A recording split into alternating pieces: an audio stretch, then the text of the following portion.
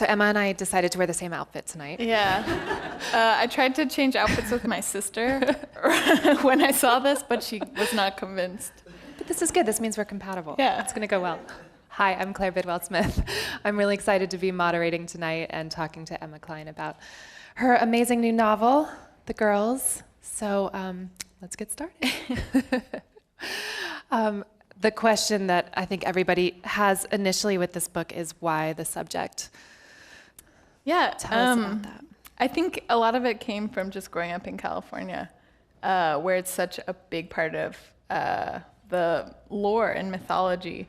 And both my parents are also from California, and both of them are here tonight, including many of my siblings and friends.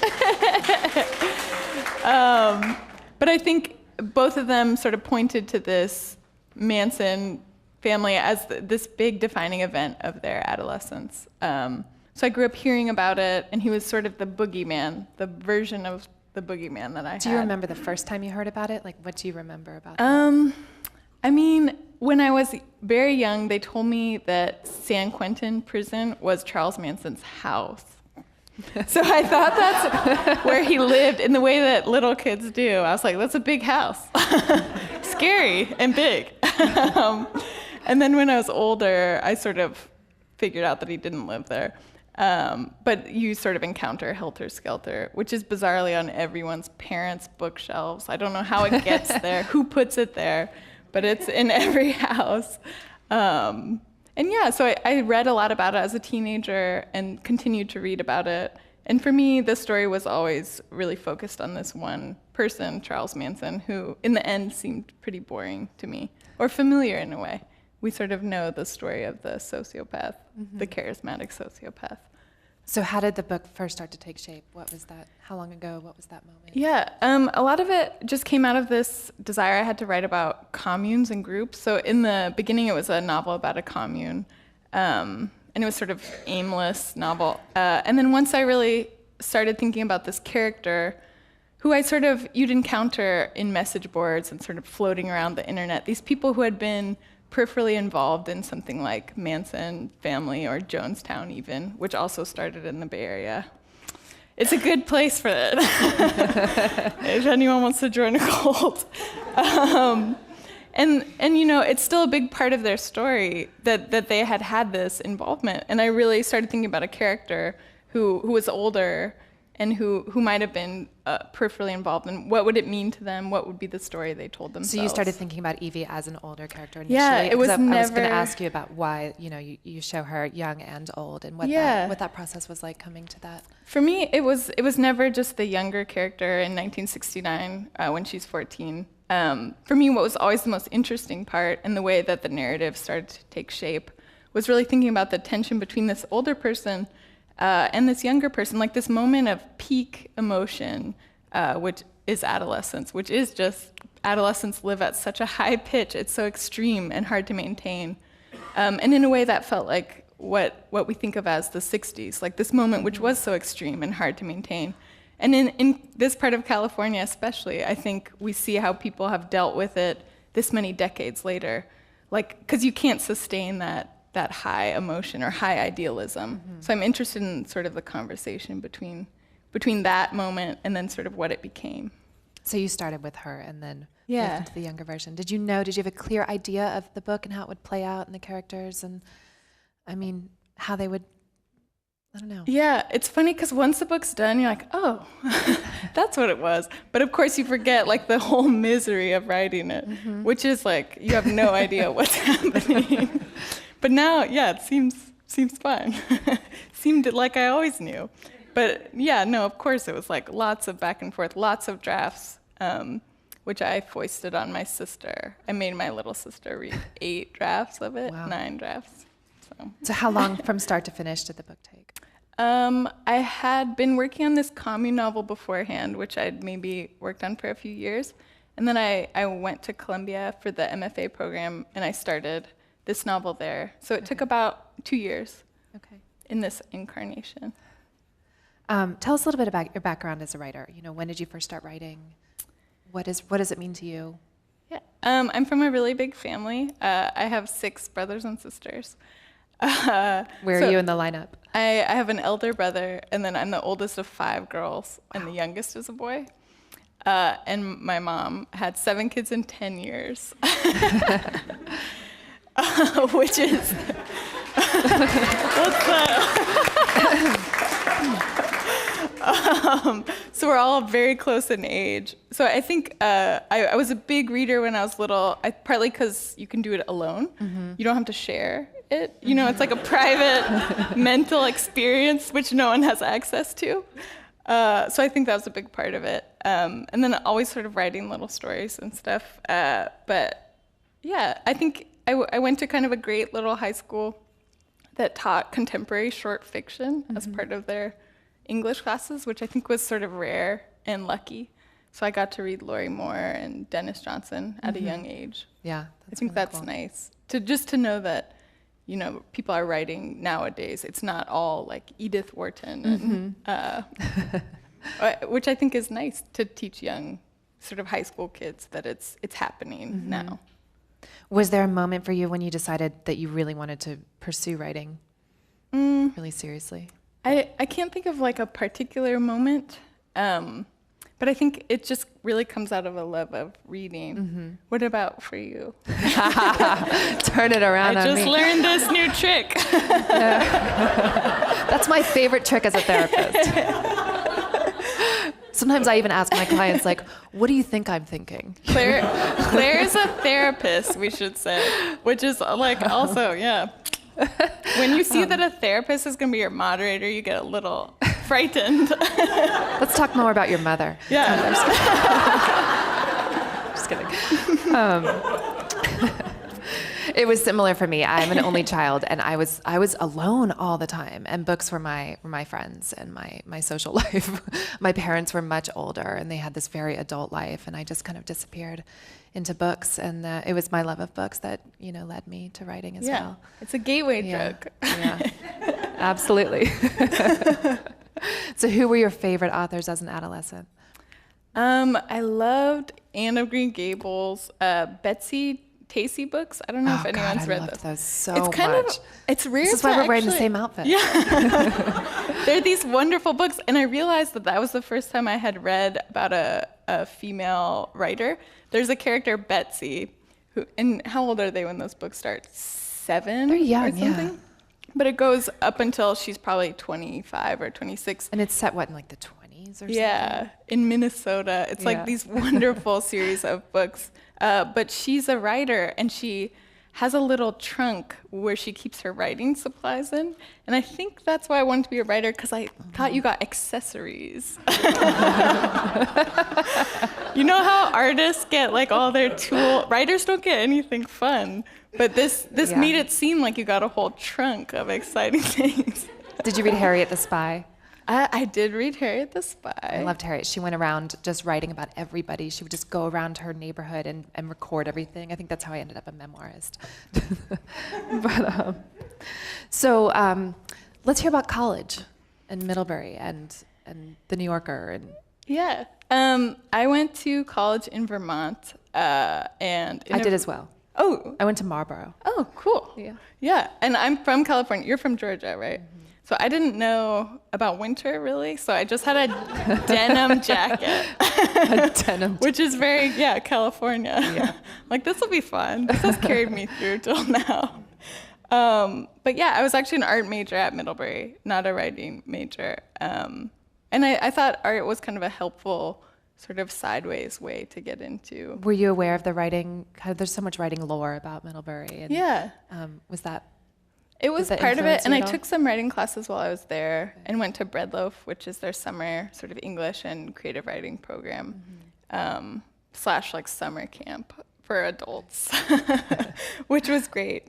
But yeah, I think art, it's a lot of the same ideas as writing. You're trying to communicate something, but you have to figure out how to literalize an emotion or a feeling. You know, how are you going to represent it in a way that's communicable and accessible. So that was kind of interesting. But I was a conceptual art major, so it's like a lot of sort of goofy stuff. I spent one semester at San Francisco Art Institute, which was it was all performance art. So somebody came in with a chainsaw and cut through the teacher's desk and then threw up through a Darth Vader mask. I feel like every novelist should go to art school. That's my feeling. Really, it's much more exciting. I mean, I think in a lot of ways that's really helpful about, breaking rules. I think one of the things as a writer that I'm always having to remind myself is to break rules, because we're taught so many rules about writing and about books and about what we should write about and how the sentences should be, but often it's when we break rules and we write sentence fragments, or we write and, just decide to take a different route that things come through. So I think that, that probably was a really valuable experience in lots of ways. Are there other things that have helped you kind of break out of, how did you find your voice? Was there anything in particular that helped you do that? I think it helped, although now I'm reading all of them, of course, as a sort of high school student, to not read the classics in a way, which is maybe, I don't know, of course, yeah, now I'm reading them, and I find them really interesting and valuable to read, especially as a writer. But I think it was reading a lot of weird things, a lot of Archie comics. I feel like that's like 80% of my writer's DNA comes from Archie comics, just reading them. My daughter's name is Veronica. Oh. I've got a Veronica cover framed in her room. Or just sort of reading things that you wouldn't think of as being part of the canon or anything. Like my sisters and I love reading trashy memoirs. That's our favorite genre of all time. And I feel like those kind of weirder inputs help in a way, because you aren't sort of thinking about the same things maybe, or there's alternate ways to approach something. Yeah, I like that. What about story structure, and how do you make sense of that, and what did you have to figure out for yours? I think structure as a writer is one of the most challenging things to do. Yeah. Every project I'm working on, it's always the structure that I have to figure out, as I go. But sometimes I have to write my way into it to find it. I'm always curious about how other writers tackle structure. I find like the first couple of drafts, I'm just sort of testing the floorboards a bit, where you're just writing into it and seeing what happens. And sometimes incident will sort of bubble up, like some idea of plot or something. And then later, sort of looking at everything you have and really trying to shape it. And for me, what's been really helpful is looking at other books and really thinking, like, what are the structures I most respond to as a reader? Sort of how do they balance it? Just thinking a lot about the experience that a reader has reading. What were your favorite parts to write in this novel? None of it. But if I have to make up something that was my favorite, well, I think... Like, was it grueling the whole time, or were there parts that you really enjoyed There was writing? one, blessed stretch, which was the final week of writing. And I feel like I'll never get it back again. That it was this one beautiful moment, and it's lost to me forever.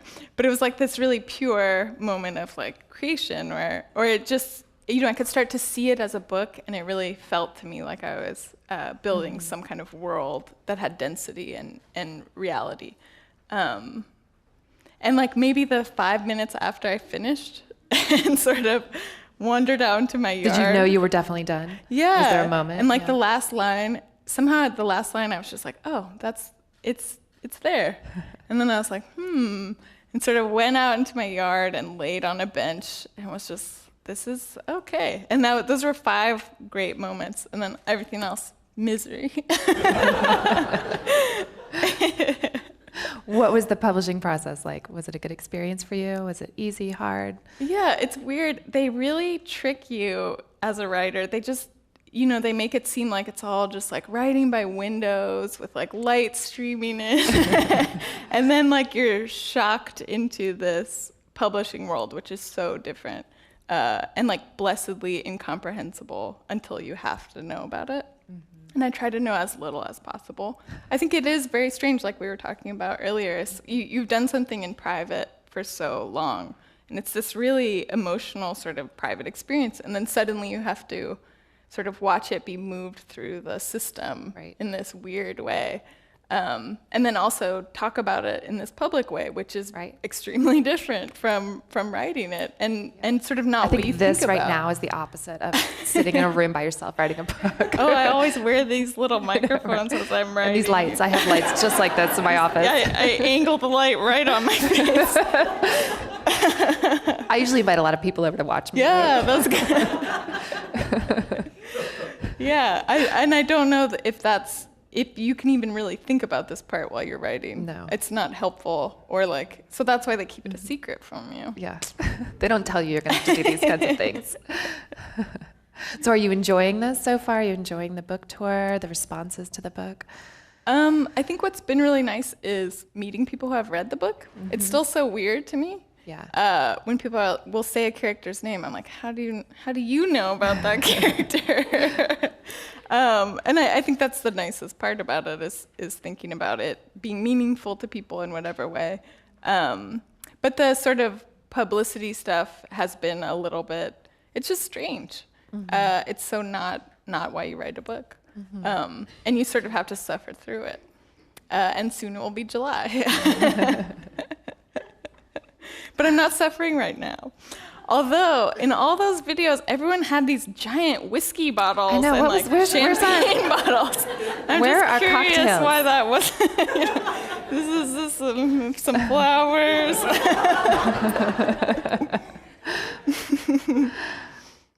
So one of my favorite aspects of your book was just the adolescence of it all. I felt like I was really dropped back into my own, girlhood at that cusp of understanding my sexuality and understanding my relationship with men and my thoughts about them and my body. And I wanted to hear you talk a little bit about what it was like to write from that place. And I mean, I feel like it must have been easy for you because it comes across, you're soaked in it in this book, and it's so lovely. And it was meaningful to me to go back to that period.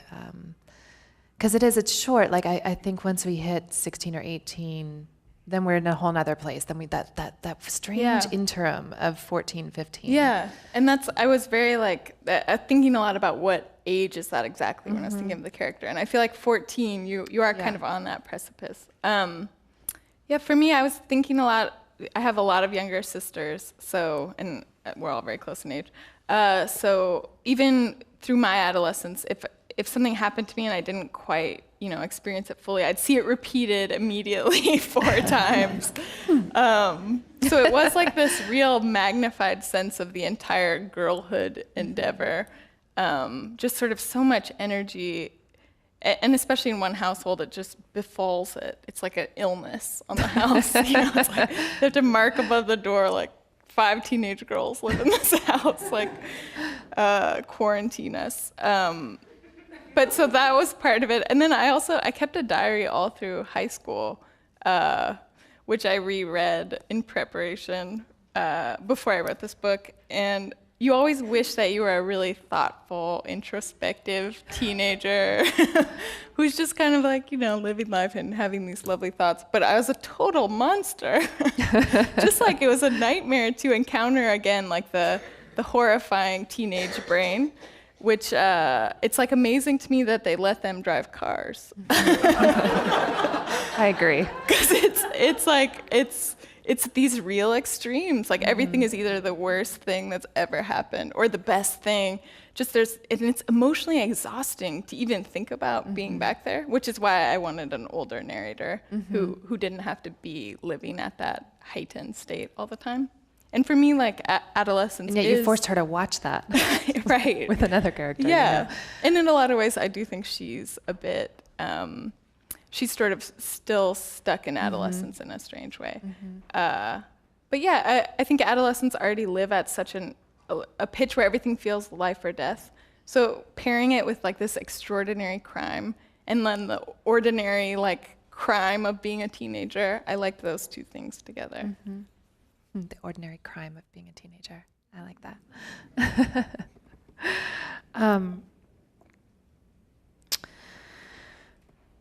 I want to ask you about your sentences. I love your sentences. They've been talked about a lot. Just your kind of they're very lyrical, and there's everyone keeps talking about this rhythm that you have, and I'm just wondering if that just comes naturally to you, if you felt like it was part of the book itself or the characters. Is that your writing style that would appear in future novels? Has it appeared in much of your other work? I'm just kind of curious about it. I think as a writer, I've always been drawn to books that had like a very strong visual vocabulary, or sort of a syntax which belonged to this book and this book alone. So I really wanted to write something that felt that way, like it was almost teaching you how to read it in a certain way. But it wasn't so purposeful, certain things. It's almost like just the way that you hear something.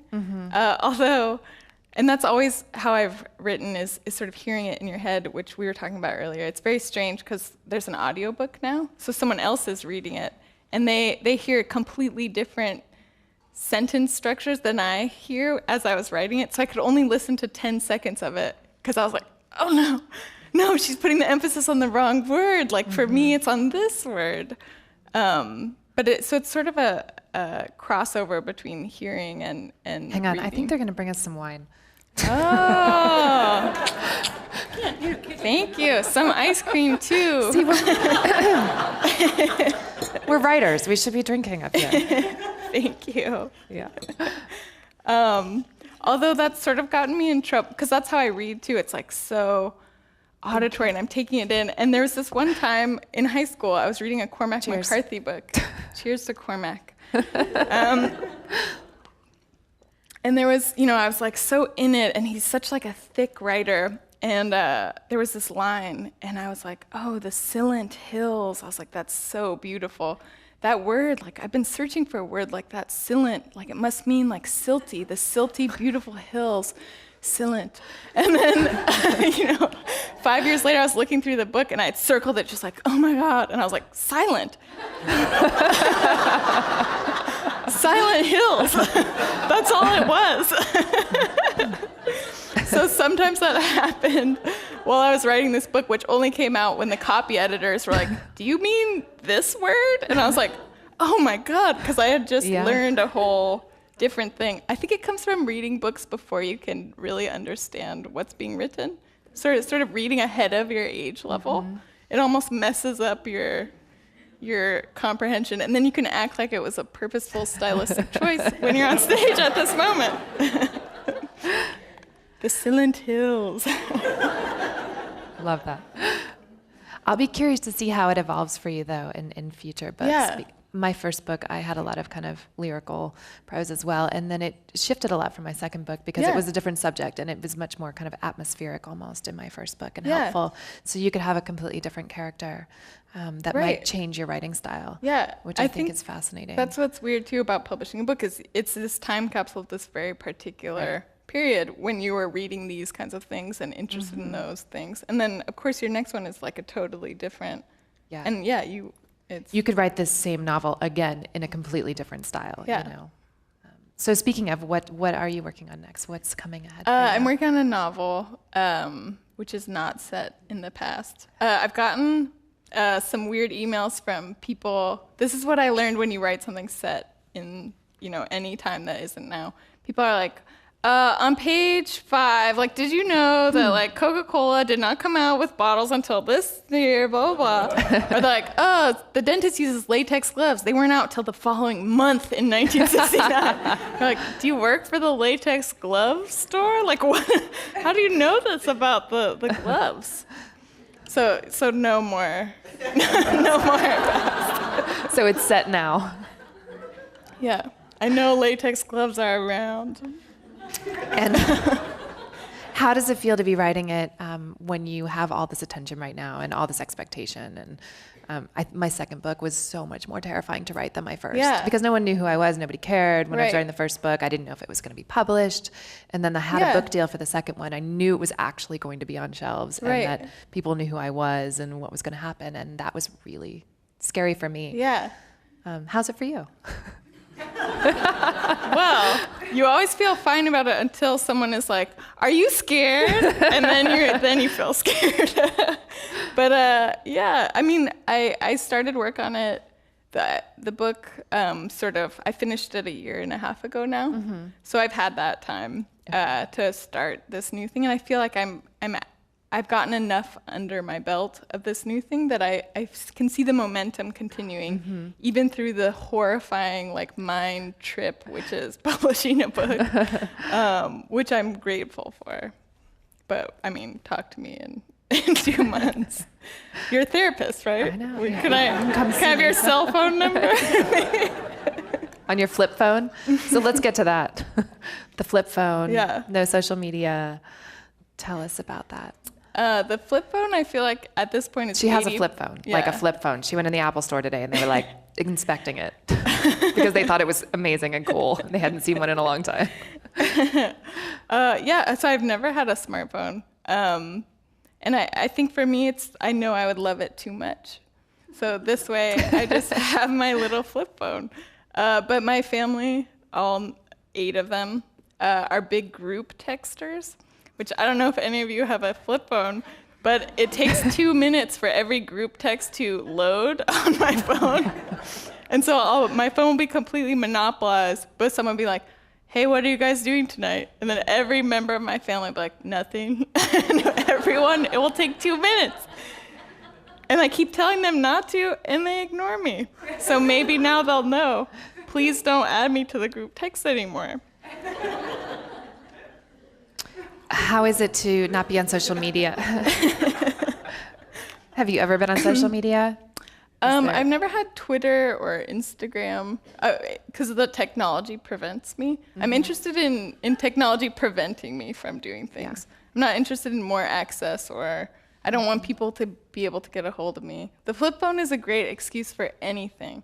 Just like lateness, you can just hold it up and people are like, "Oh my God." Okay.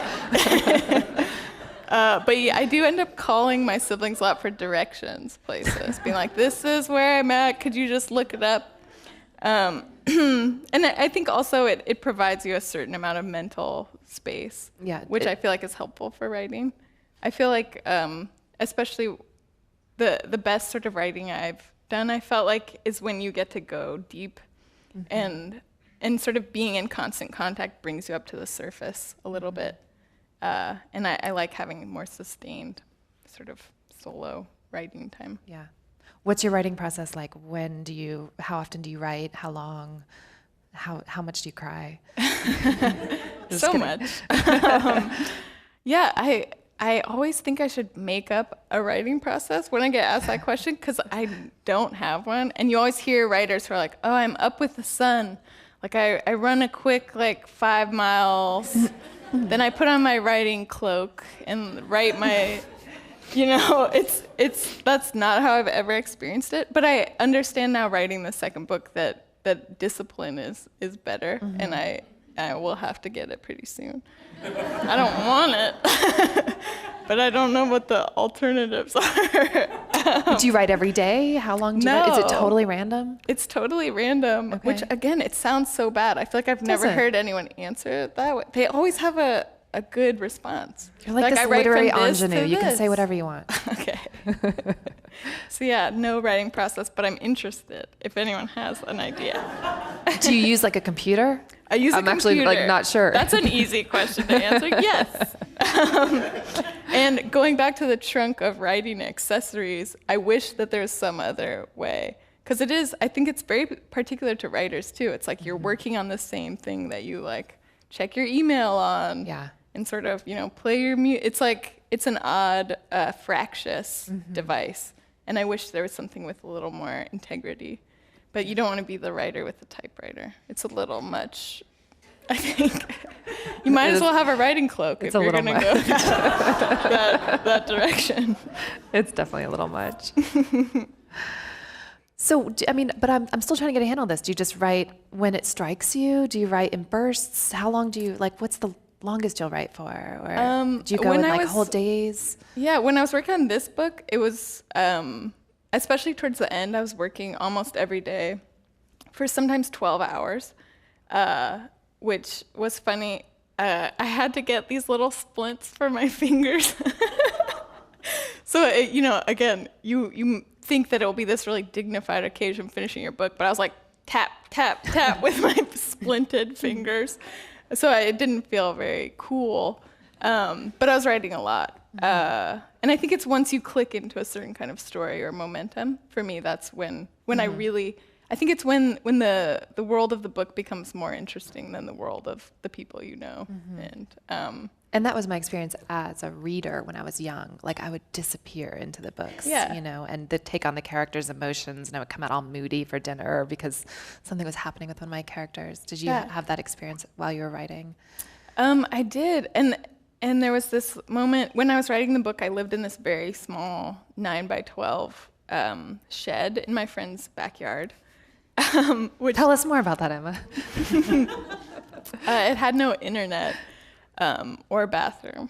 The bathroom was more important to me than the internet. So it was this very tiny space where you could really sort of hide away, and it felt like the only thing there was working on this book. So in those moments, it was totally consuming, and I think kind of a helpful space to write a book in, because you live it. Yeah. I don't know. I have so many questions I want to ask you still. Weren't you an actor at one point, or trying to be one?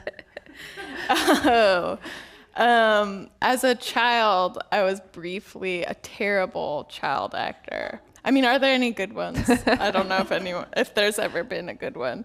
But my peak moment was playing a young Billie Jean King. I'm not athletic at all. In a TV movie of the week. I look like a Far Side character. I had cat's eye glasses and a beehive, basically. I was 11 years old. It wasn't a pretty look.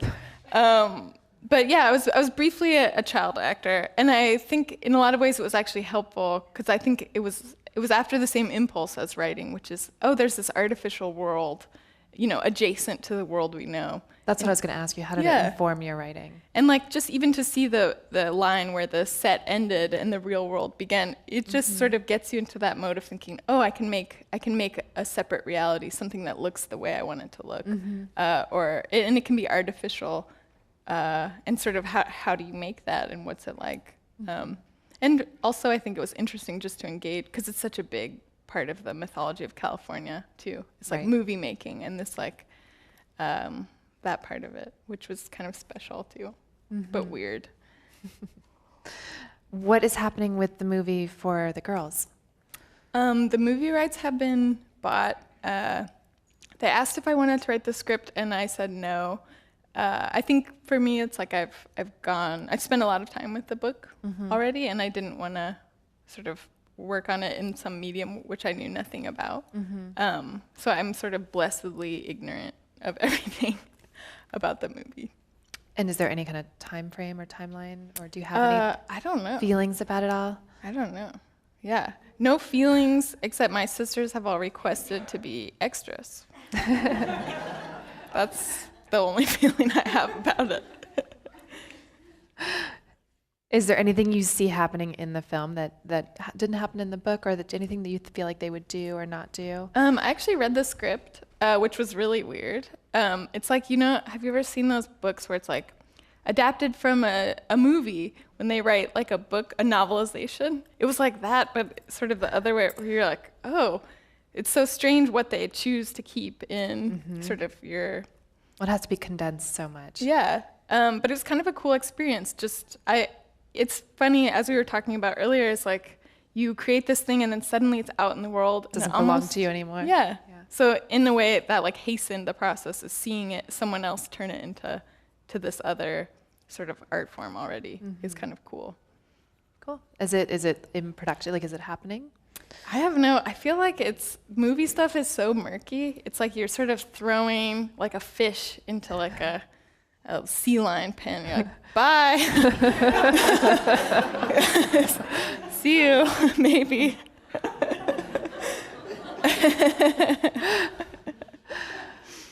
So how does all this feel right now? I mean, you have this hugely successful debut novel. You're young. Everyone's talking about it.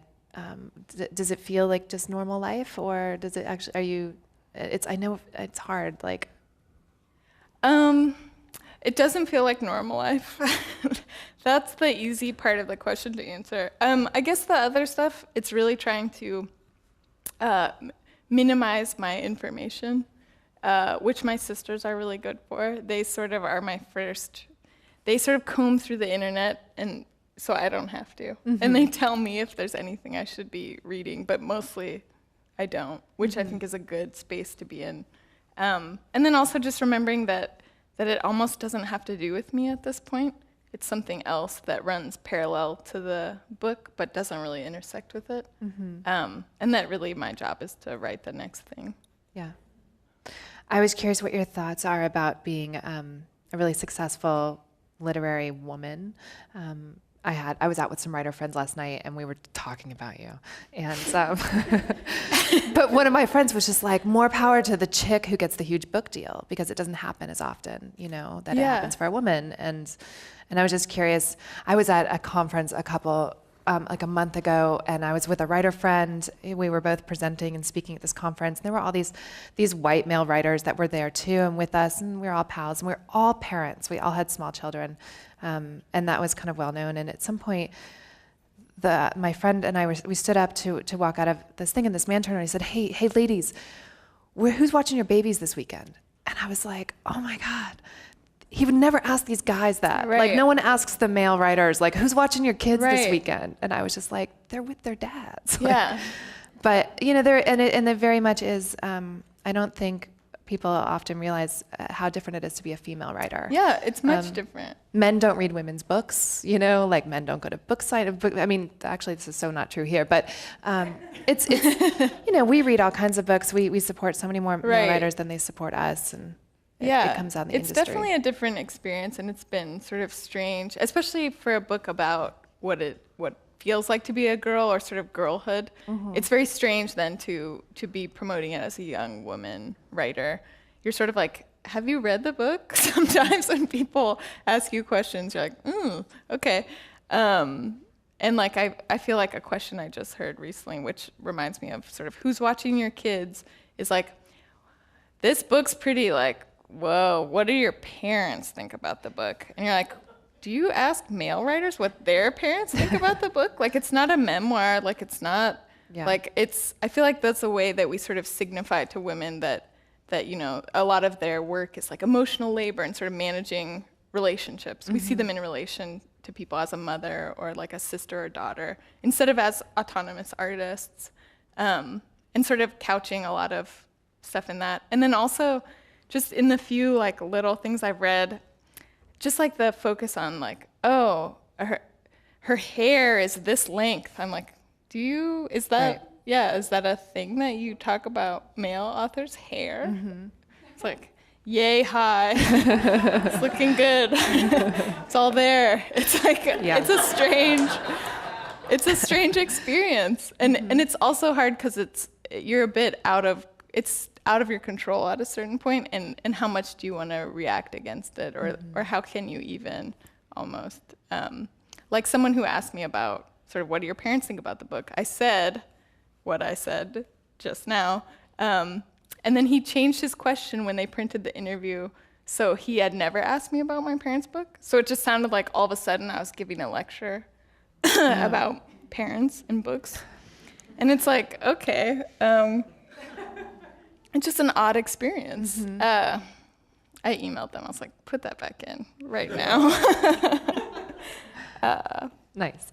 I mean, you were at the New Yorker for a while too. You were a fiction reader? Yeah. And did you see any of that discrepancy there?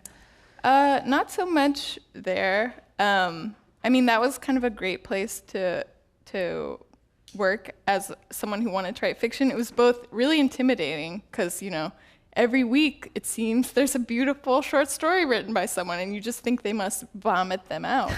But then you see, these stories would come in by these famous writers who I'd grown up reading and loving, and they'd come in some older writers still fax their stories in. They only fax. So like the fax machine would be going, you're like, what gem is coming through the fax machine right now?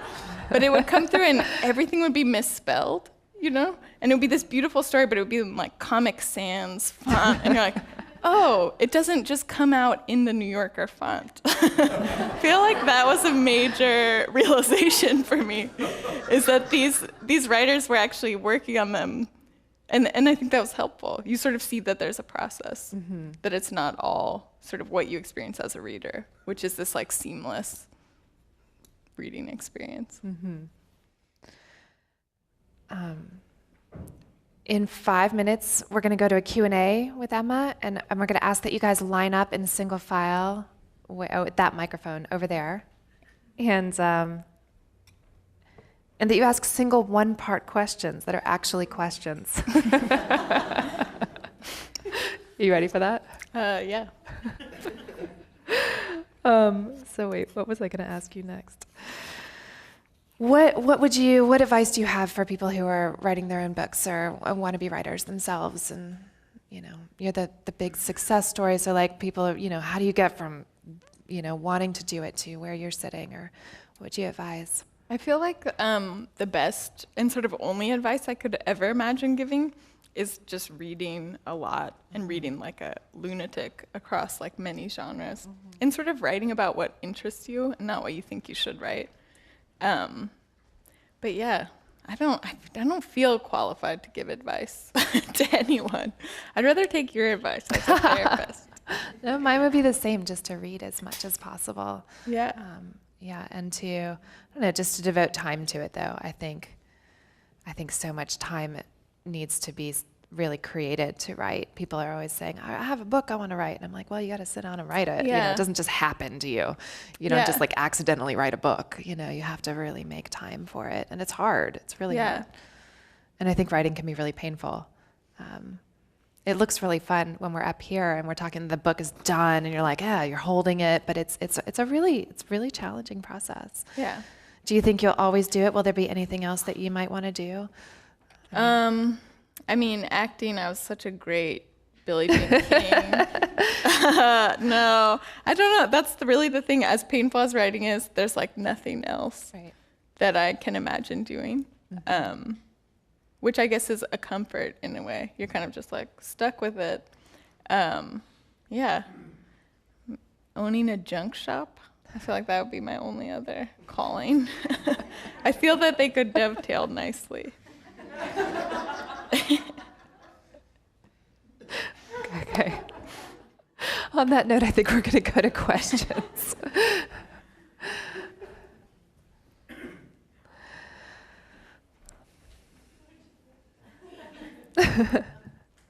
Hello. Something I was thinking about as you were talking is about how you've had, and it probably feels weird to be like, you've had this amazing success. And you're like, yeah, I know, everyone says it, but you have. And what I'm curious about is how, not your family, but your friends and peers, how the best ways that your peers have supported you. So someone who's a close friend, a really positive way that you've been supported through this success. I'm sure there's jealousy and weird feelings in your peer group. And then some ways that they're not quite the way you maybe would have wanted to be supported, or the intentions maybe were good or bad. But I'd love to hear about what the experience is like of your peers' reactions to this, and sort of the spectrum that you've experienced in that. Yeah, thank you. I sort of lucked out with my friends, and my closest friends are writers. We met at Columbia, so you'd think it would be sort of a fraught situation, but they've been nothing but supportive and so kind.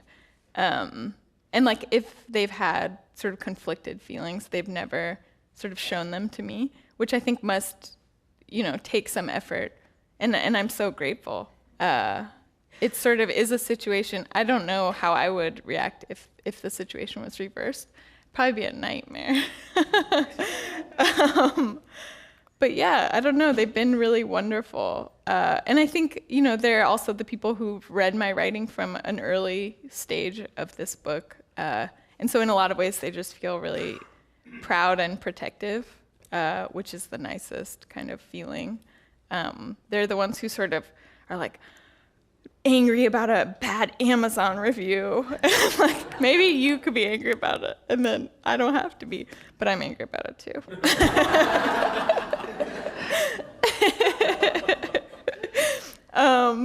And then, I don't know. I mean, I have such a small friend group that I kind of don't have friends close to me who have been ambivalent or strange about the book, which has been nice. So yeah, I don't really have like an opposite example. It's surprising actually how supportive and kind people have been about the book. And I think sort of, especially people who've grown up on the internet, you're sort of used to this really sort of mob mentality where the world is out to get you. And I've sort of seen little glimmers of that, but for the most part, people have been really responsive, and it really feels nice to put something out into the world that people could enjoy or find meaningful. Hi, I have a fact collecting question. How did you go about doing research and then kind of choosing what to include or not to include? Because, I mean, there's obviously historical combined with not historical, and was there information that you found that you thought was wonderful but maybe not appropriate for the book, and how did you sort of just disambiguate that from the rest of the research? Yeah, I mean, it's such an interesting moment in history, both like the 60s and then also Manson stuff and cult stuff, which, there's so much memoir and movies. It's stuff you could just spend your entire life combing through. And it's such a pleasure. Like, it's what I love and would read even if I wasn't working on a book about it. But for me, it was like a lot about doing this research and then sort of leaving it behind as you were writing a new thing. And for me, it was really important that this not be a Manson book, and even that it not really be a 60s book. To me, that it's like a setting that I used fictionally because there were things about it that helped the story I wanted to tell about girls. But to me, it's really secondary. But yeah, there's so much fun research. My mom kept a diary also, which we've read, all my siblings, when she was maybe 13. Which again, you'd expect to read it and be like, oh, she's writing about man landing on the moon. But on that day, she's just like, I got a terrible haircut today. Like, no mention of any like great historical moment. And for me, that was really helpful in writing about a moment that isn't now, is that people don't experience moments through the lens of history. People are all living their lives. And sort of what you are most concerned about is your haircut and the people who you love and are sort of embroiled in these emotional experiences with. So for me, like the research was always secondary to that more like visceral, emotional experience. Hi there. Question about not the writing process, but about the book cover, the illustration, and your influence or ability to change that or that process? Like, did you have a chance to pick through illustrators or the design cover, that sort of thing? Yeah. The book cover designer is named Peter Mendelsohn, and I was a huge fan of his work long before I had ever written a book. And it was always my sort of secret dream that he design a cover for me. A lot of what I found out is that a lot of book cover designers don't even read the book, which seems so strange. But he reads like, and I saw his copy of the manuscript, and he had, circled all these things. There were all these notes, sort of. He basically writes down any image he finds important or like it has a little spark. He was almost my best reader in a way. And he was my one bratty request to Random House. I was like, please let Peter Mendelsohn do the cover. So he did, and I love it. And there was one moment when Random House really wanted it to be a hot pink. And that was I guess I had two bratty requests. And my second one was, please do not make a hot pink. So it's not.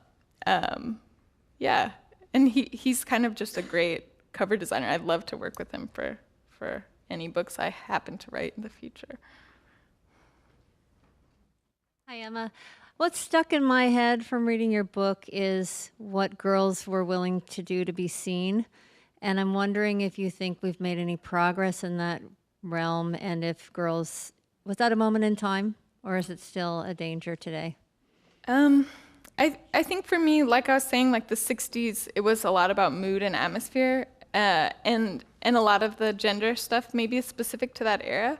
But in a lot of ways, I think that primal desire to be seen and known and accepted, it will never go away. And in that way, that book could be set in the present day, I think. And I don't know that things have really gotten better for girls in sort of the way that they move through the world. I think the internet is sort of a funny thing because it really externalizes and makes literal this desire to be seen. Just sort of Instagram and all these ways when you're basically saying like, see me, like, do you see me now? What about now? Like, and I'm thankful that I didn't grow up when that was so pervasive, because it does, it seems overwhelming, but it does sort of offer this mirage of being seen and noticed. So maybe that's a difference, but I don't know. Hi, Emma. Have you ever thought about writing a mystery novel? Thank you for your question, sir. Is that your dad? This is my father.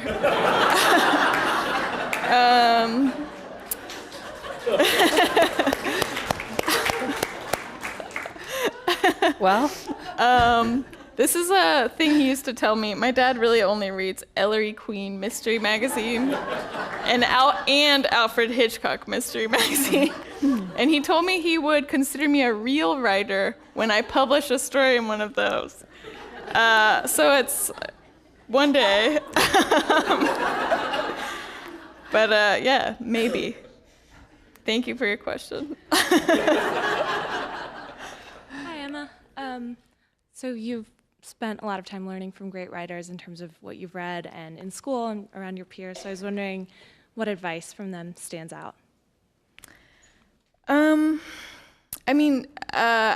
got to take a class at Columbia with Richard Ford, who was one of the writers I had grown up reading, and who really defined my sort of experience of the short story, what it looked like and what it meant. And he was so thoughtful and well-spoken. He can basically quote Henry James at any moment. And you're like, do you have cards somewhere? I mean, where's this? It made me think that maybe you should do that if you want to be a writer. Just like think of some good quotations that you always have at hand. But he was just really smart to me about thinking about character, and he basically would always tell us that there is no such thing as character, that people are capable of anything, and that character is this line that writers have to draw around this very messy experience of being human, and sort of how do you reflect what it actually feels like to be human, which is, I don't think we experience ourselves as like a good person or a bad person or like this kind of character. You kind of just encounter life as it comes. And so I was thinking a lot about that while I was writing this book, just having a character who didn't necessarily have to learn anything, or a book where there wasn't a tidy moral at the end. It didn't have a redemptive storyline. It sort of felt more true to lived life. And he was also very good about, you pick some descriptive detail, and he'd always be like, well, what's the detail next to that detail? What's the adjacent detail? And that helped me a lot with writing, I think. Sort of everyone gravitates towards the same descriptor, and there must be something that's related, but that's not the thing. Great. I'm an inveterate fiction reader, and I usually go and I open up the book, and I say, I looked up because of the laughter and kept looking because of the girls. And on that basis, I'm going to read your book. Tell me how you guys come up with the first line of these books. I don't know. I think for me, yeah, I mean, I'm a big reader too, so you read the first line and you think, where is this going? Is this person in command of a world? Like, what are they pointing to? Like, are they giving you respect as a reader? For me, that's important. Like, because I read so much, it's like there are certain writers who you can tell they're sort of doing their own thing and they've forgotten about you. But I like writers who think of the reading experience. And so, yeah, I think with that opening, for me, it was just a sense of how do you immediately drop someone into a time and place, and sort of this feeling, which I think is fairly universal, of seeing somebody, a stranger, and really immediately projecting this whole world onto them, almost. But yeah. Thanks. Hi, I'm from the Inform team, and I read your book in preparation for this event and absolutely loved it. But I just had one question. Was there anything that was in the book originally that was taken out by your publishers or editors? What was taken out? There wasn't much. They actually wanted me to add some things. So what ended up really being changed is maybe I added 2 more scenes at the ranch, the sort of commune where the book is set, because they wanted a little more of daily life there. But there wasn't. They did. My editor said she's a very formal, sort of traditional, old school editor. She's great. She wears Chanel suits.